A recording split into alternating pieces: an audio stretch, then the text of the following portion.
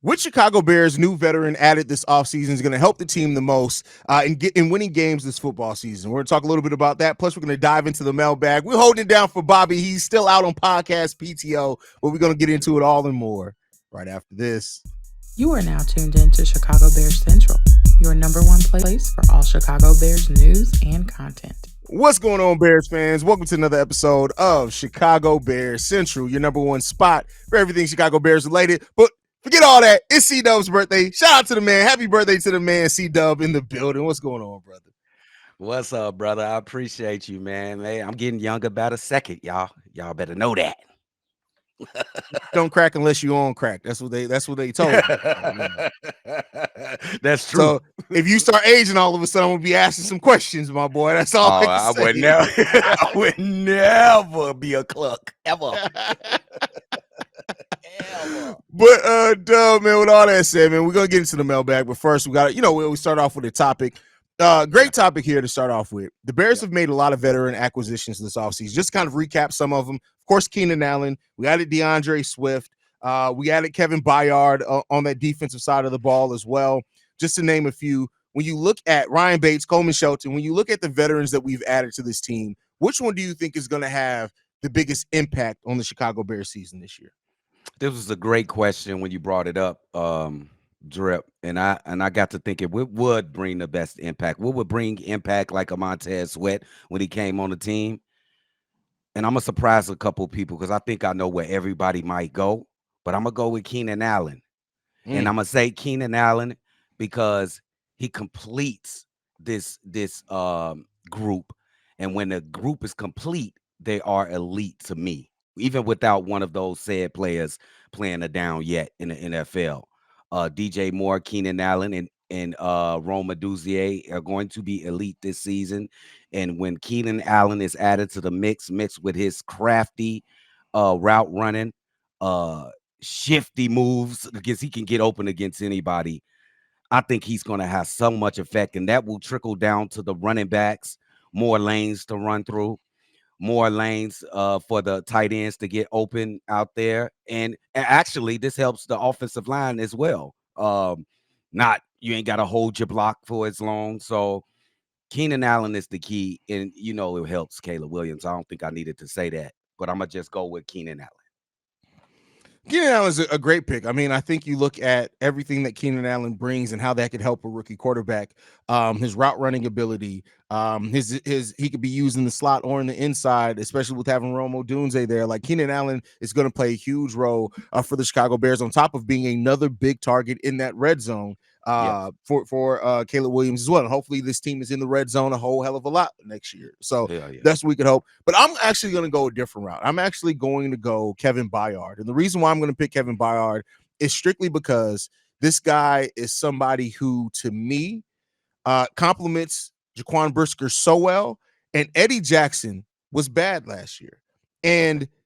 But having a veteran who's going to come in, you're not going to have to worry about the missed tackles of Kevin Byard. He's also somebody who can get interceptions and things like that. I think he's going to be a perfect complementary piece to help put this secondary that was already one of the best secondaries on paper as far as talent, to help put it over the top. And I really think that Kevin Byard, when you look at it as well, he doesn't have like the injury concerns of a Keenan Allen, even though, in fairness, a lot of those injury concerns for Keenan Allen, he's even said, hey, I could have played a lot of those games. They just held me out to be safe.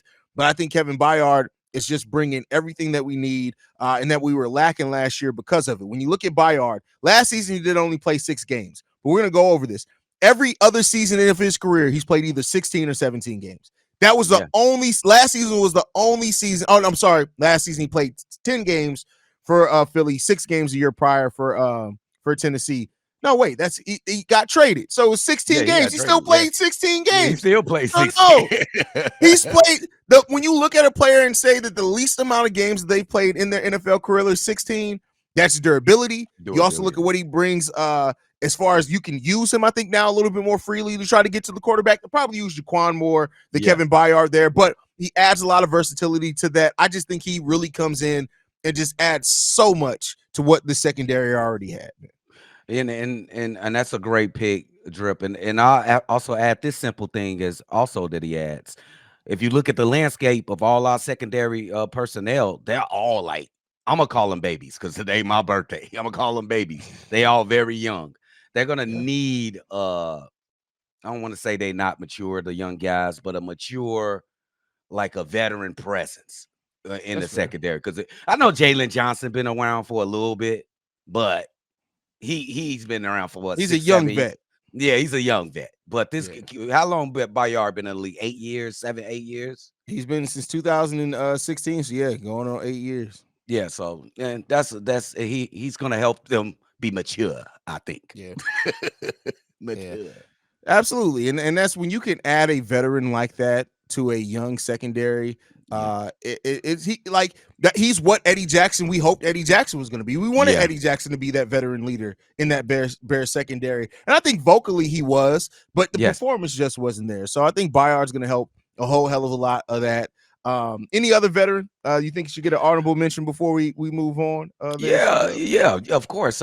Ryan Bates on the offensive line, or Sheldon. We don't know who's going to be starting at center. I think that's where the competition lies there.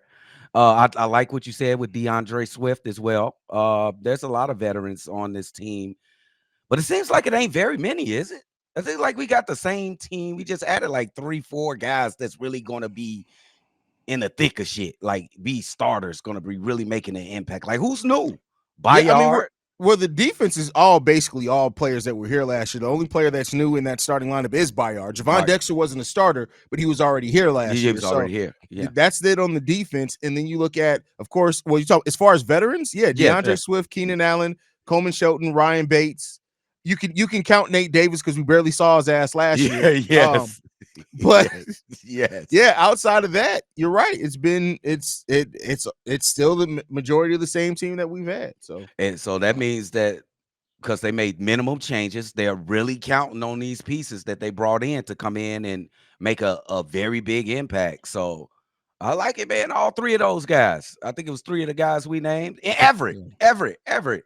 Oh yeah, Gerald Everett. My Jared bad. Everett. Yeah. Gerald, there's a conversation for maybe Gerald Everett can make the biggest impact too. Yeah. There's especially because early on, I think we're gonna go to a lot of check downs for Caleb Williams. Gerald Everett could be one of those guys. So Yeah. And this is the key word that we expecting them to make an impact. We yeah, expect them. They should. Mixed with all the talent that we bringing in that we still had here, mixing in this super talented that we bring in, Bayard, Everett, Swift, they should make a huge impact, bro. It's beautifully constructed. Shout out to Ryan Poles, bro. Beautifully constructed. the maestro Ryan Poles put it together, bro. We put it together, bro. Definitely put it together. But let's go ahead and get into these voicemail. This one's from Marifa Asa. Bobby, C-Dubb, hey, them cognac boys, what's happening, fellas? It's your man, Marifa Asa, black yet again, man, in CDC. It's that time, man. So you know why I'm here. You know what I'm doing. I'm here to drop my jewel for the week, okay? For the mailbag, man. Now listen, I want to send a message to Caleb Williams, man. I've been on this earth for 51 years, man, and I done seen people, okay? I know how people treat other people, and I'm trying to warn Caleb Williams right now to not trust the Chicago media, okay? The Chicago media is some of the most fakest ass motherfuckers that you ever gonna find on the face of the planet, okay? Them same ones that's smiling in your face, kissing your ass, doing all these shows, buttering you up and praising your name and putting you on a pedestal. You know, you coming to the interview talking about the Bears and all of that shit, and they laughing and smiling. Them be the same motherfuckers. In week 7, you done threw 12 interceptions and you holding on to the goddamn ball too long because if Nate Davis ain't been practicing and he letting the goddamn defensive line come through in your face and all that shit, and the Bears done lost 3-4 games in a row. Them same goddamn Chicago media who was kissing your ass back in the summertime in June and July, they're gonna be the ones to tear you down. Okay? They're gonna tear you down and talk shit about you like you ain't never did shit in your whole life. Okay? So be careful. Be careful trusting these people because they ain't nothing but some slick ass, deceiving, manipulating ass motherfuckers. But you hear it straight from the horse's mouth, from the OG himself. Okay? Now listen, man. I'm gonna get up out of here because I got place to go. I got peace to see. But you know what I'm gonna say before I leave? It's Chicago up. It's bear down, baby. Let's go. Oh shit, man. Bro, Marifa is hilarious, bro. Yes, Like, bro. He goated, bro. He goated, bro. anyway, I mean, not trusting Chicago, like, don't trust the media at all. But I think we live in a different era where most of these young guys understand what the media is there to do. They like Yes. we live in it. They've been exposed to it at a higher level, especially with NIL and stuff like they've been exposed to it. And it's not just Chicago media; it's media in general. Yes. All these motherfuckers fake. That's why we like that people aren't. And this is personally why I watch more creators than I do like national media people, is just because they care about the story. They don't necessarily care about the team. They don't necessarily care about the players. Sometimes that's even some of the local media. They care about the story. At us Swifty, just another year Chicago, everybody that I'm going to forget to mention 150 people because there's a lot of really good ones. But when you follow those guys, you're getting people who legitimately care about the team, that are putting in their personal time to care about the team. But the media is there for the story, bro. Yeah. They just do their job. That's beautifully said by my man Drip. I'm gonna say this, Marifa. Yes, you are true that the media will eat you up and spit you out. Pause. But I'm gonna name some names for you: LeBron James, Michael Jordan, Patrick Mahomes, Tom Brady. Once you get to these status, and he said he want to be great. Once you conquer and be great in your sport, the media will always eat out of your hand, bro. Not us, not us, because we gonna tell it like it is all the time. These guys, when you get to this level, that's when people start kissing your ass, and the media can never do you wrong, never say anything wrong unless it's something stupid big or something. You want to get to this level, then you will never ever have to worry about the media. You actually control the media. See LeBron James. You know what I'm saying? So that's true. You win, especially if you win in the city like Chicago. You win consistently here, and you break quarterback records, which shouldn't be hard to break too many quarterback records here. Yeah, the media is gonna be eating out. You at that point can dictate. You can literally be like, hey, not to say that I would with this mother because I don't like David Kaplan, but he can literally be like, hey, the only person I'm doing one-on-one interviews with is Cap. That's what it. We doing? Yep. Yep. So, it's a fact, bro. Like that's what comes with winning, especially in a city like Chicago, and being successful at this position of quarterback. If you're able to do that, everybody's gonna be eating out of your hands. But until then, don't trust none of them. That's just period. What I say.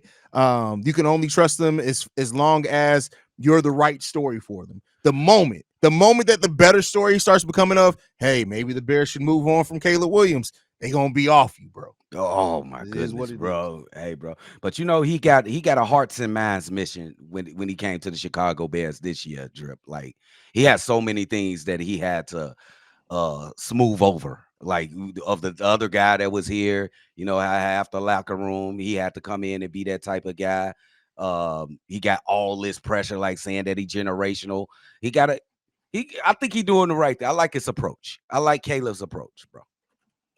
Yeah, Caleb's handling it well. Like I said, is it perfect? No, but Caleb's saying, listen, and I love that we're starting to see the petty out of Caleb Williams. Did you see him retweet somebody? Bro, like, that's what, but you got to do win, because you can't be petty and lose. I'm just gonna be honest with you. You can't be petty. The reason why I'm able to be Petty Roosevelt when where I want to is because I'm Haize. Like, it is. Like, talk to a Drip. It just is what it is. Like, if I was the ghost of Judah, I couldn't be Petty Roosevelt because you can't be a loser and be petty. So, you know, it is what it is.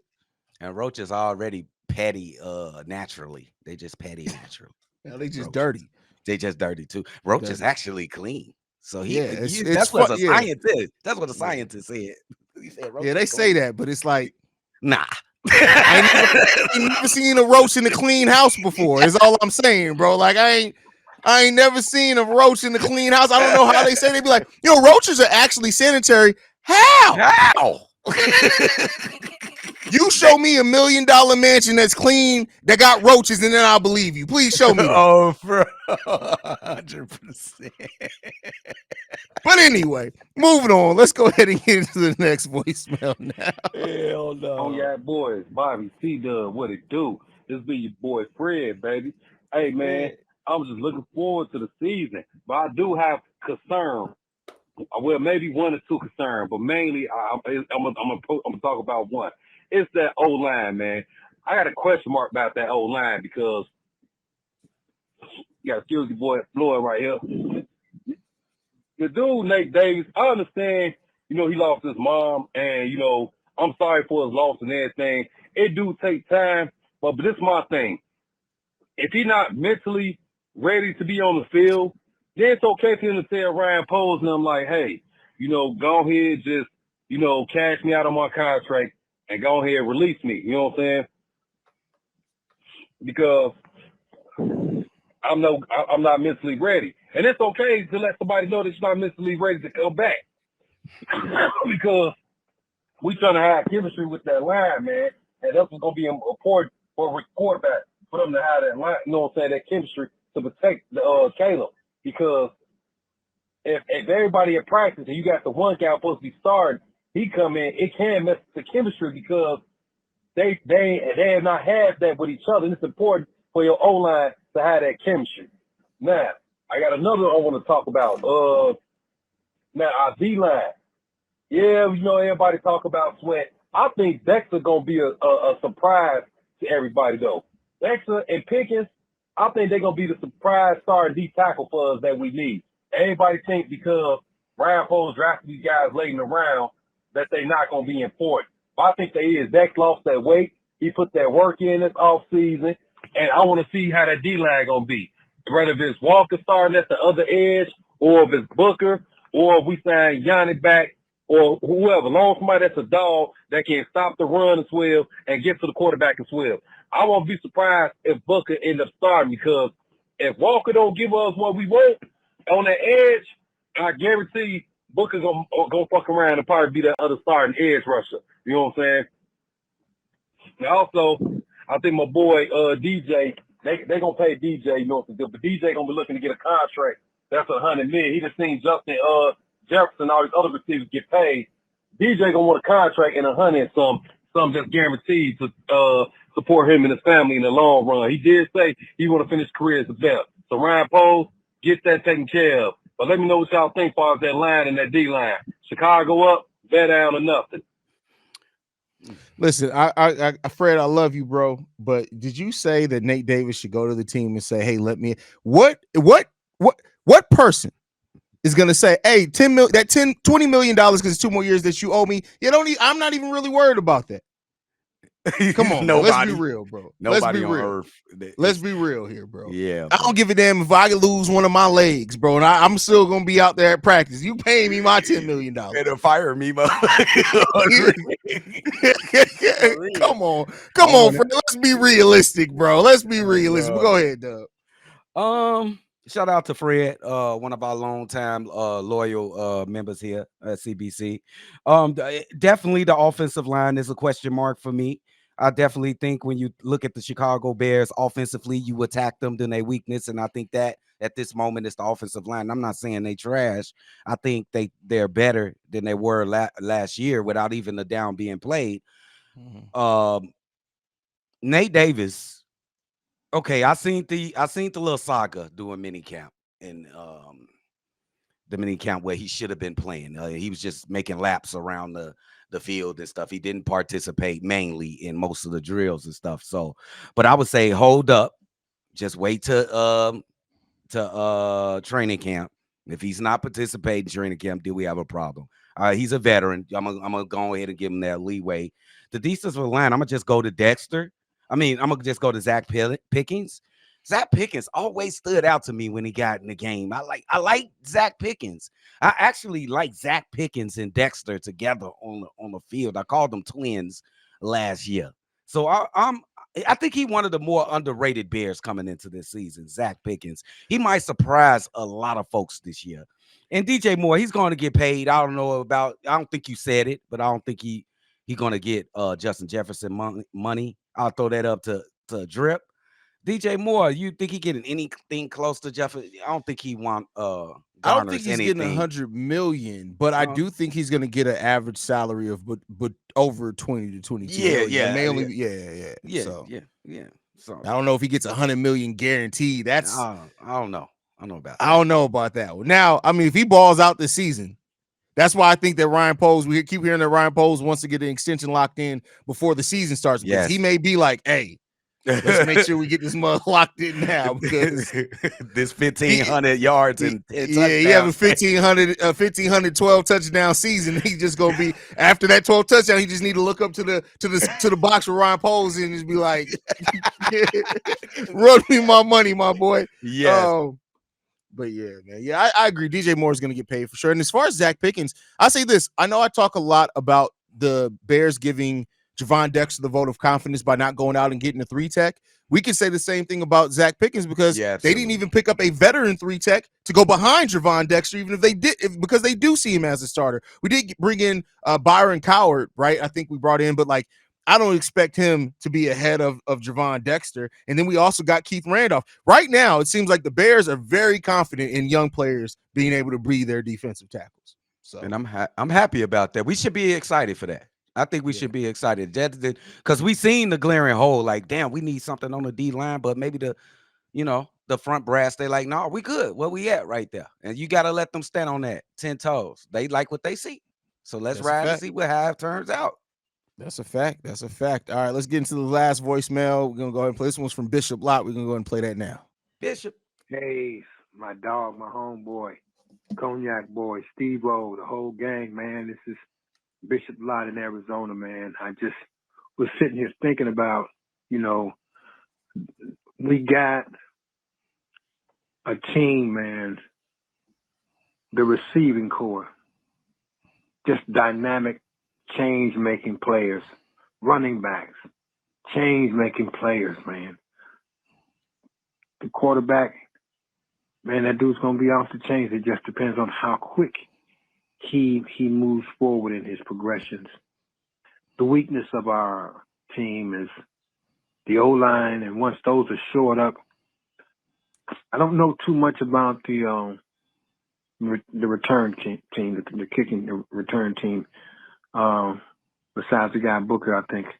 But number one, once that O-line is shored up, number two, as the team begins to gel and really becomes effective all around, man, I think, man, we just got an awesome team in the making. Of course, they got to be proven. That's the given. But my question to you is, can we put a time frame on it? I've thought about a year to 2 years, somewhere between this year and next year. But the other thing is that we got the draft picks to whatever we're lacking next year. Now, like you had mentioned earlier, we're not in the rebuilding phase. We're actually a team that's, I believe, in my gut, the way this thing is shaping up, this year and next year is going to really show the NFL who the Bears are.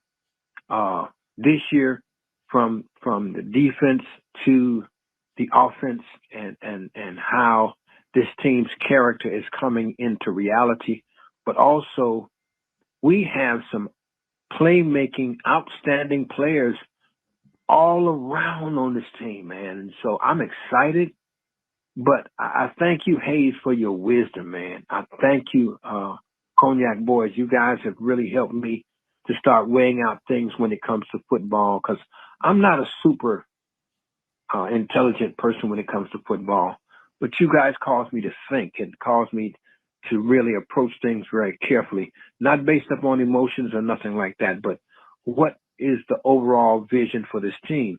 And I gotta take my hat off to Ryan Poles. In 3 years, man, this man has come in and turned this team around, man. They were scrubs. And my gut right now, people ain't gonna be calling the Bears no scrubs no more, brother. because the defense is going to be a headache. And once the offense clicks, everybody.